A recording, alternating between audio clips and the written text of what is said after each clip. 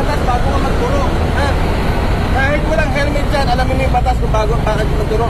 Natuto ka magmanaw, hindi mo alam ang batas. Turo ka pa ng turo. Hindi pwedeng huliin yan, ha? Hindi pwedeng huliin pa sa takamon, ha? Ha? Natawagin mo pa ako, magiging yung turo mo.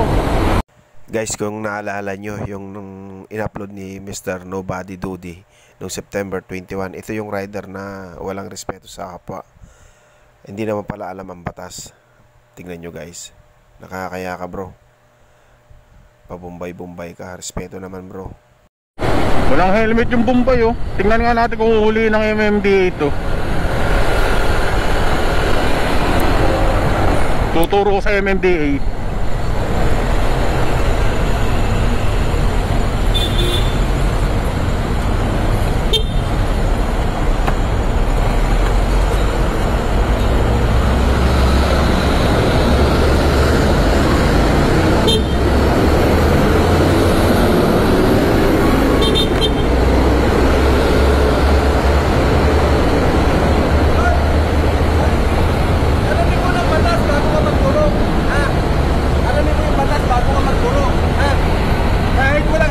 Alamin mo yung batas kung bago bakit magturo. Natuto ka magmanaw, hindi mo alam ang batas.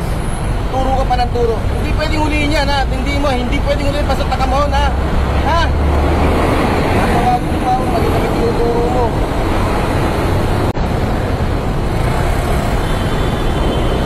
Ganun ba yun?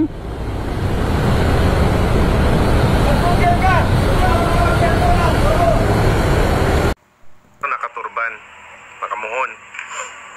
International law, it applies everywhere in the world. If you are wearing a turban, kasi religious na tao yan, paniniwala ng tao yan. If you are wearing a turban, exempted ka, magsuot na helmet yan.